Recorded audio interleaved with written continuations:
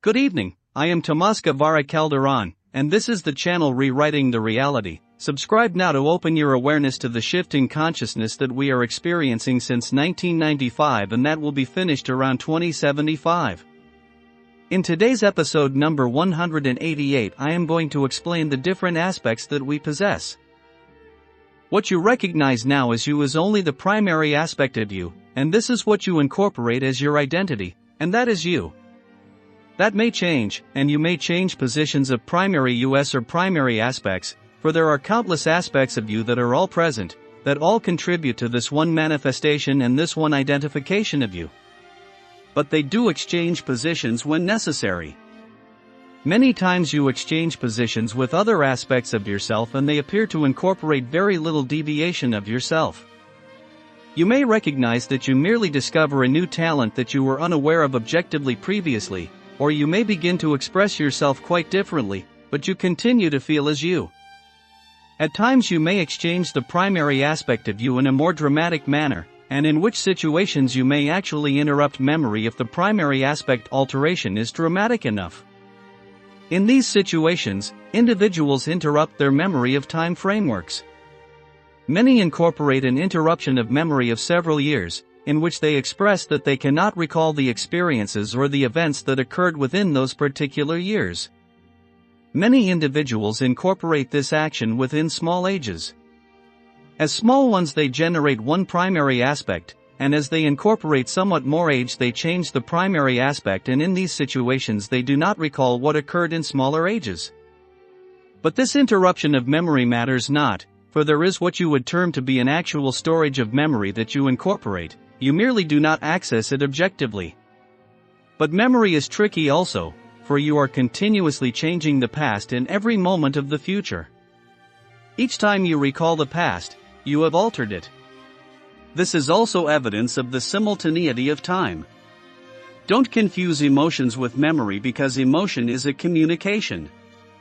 It is not a reaction, it is not a projection of energy that is expressed outwardly and that is affecting of outside manifestations. The signal of emotion may be or may not be affecting of situations or of interactions with outside expressions of yourself, but that is dependent upon what you create yourself and how you are projecting energy outwardly and how you are receiving it also in configuring it. Emotion is not a reaction, it is a communication. It is a function of the subjective awareness communicating to the objective awareness, and in that communication, it is identifying what you are doing in the moment and what is influencing what you are doing in the moment. It is identifying to you what beliefs are expressing an influence upon what you are actually engaging, and it is identifying what you are projecting and what you are doing. This is the reason that it is significant to pay attention to what the communication is, not merely to pay attention to the signal. Once identifying the signal, which generally you identify with one word which is your label of a particular emotion, sadness, anger, frustration, happiness, joyfulness, there are many different emotional signals that you generate. Each signal also incorporates a message, a communication, that it is prompting you to listen to. Emotion is not your only avenue of communication. Physical manifestations are also subjective communications to the objective awareness, which incorporate a message. Imagination is a subjective communication to the objective awareness in a creative and inspirational message.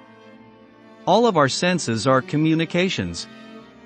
Your inner senses and your outer senses are all communications. They offer you input.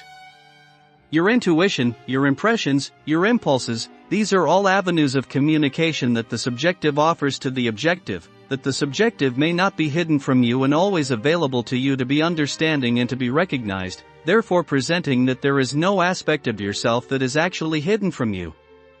It is merely a matter of paying attention and noticing and practicing being aware, and practicing allowing your attention a flexibility and to move, not merely to be focused upon thought. I expressed many times that thought does not create reality. It is not its function. Its function is to translate, to interpret what your communications are. Therefore, it is only as efficient as information that you offer to it.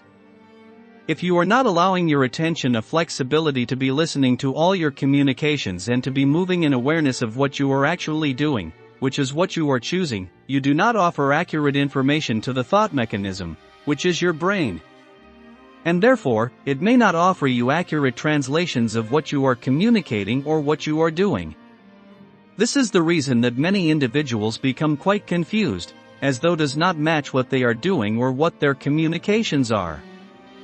But if you are generating a balance, recognizing that if you move your attention to all three factors or elements of yourself, thought, communication, and choice/doing, for doing and choice are synonymous, if you are allowing yourself a flexibility and attention to these three aspects of yourself, you shall notice when one is not in harmony with the other two, and in that you offer yourself information. That is the manner in which you begin to balance, and you begin to recognize the why of your creations. I encourage individuals to concentrate upon the what of their creations, for you concentrate excessively upon the why and you offer yourself no answer, for the question is too familiar. But in paying attention and creating the balance of these three factors of yourself, you automatically offer yourself the why, without asking the question. Your primary aspect can change positions with other aspects of yourself whenever is necessary. For example, you are having economic or drugs problems and someone suggests to you to find Jesus or find God and you put this suggestion into practice. Another you can take care of the primary aspect and your life will change for the better. But do not confuse yourselves, you have no found Jesus or God. It is simple that another aspect of you took care of the situation to help you overcome your economic or drugs problems. Or you can do something most extreme, you involve yourself in an accident that enable you to experience what we normally call near-death experiences, which are dramas created by your subjective self to help you to change your behavior. In those instances another aspect of you come out to be the primary aspect and obviously you have 180 degrees change. These changes of course are influenced by your religious beliefs, they are the triggers that give rise to these changes, and it has nothing to do with God or Jesus. It is your willingness to change that resulted in this change that you are experiencing. You must remember that you create your reality and that of course, this reality can be influenced by the suggestion of another people, but in the end, you are the one who takes the decisions, that is your free will.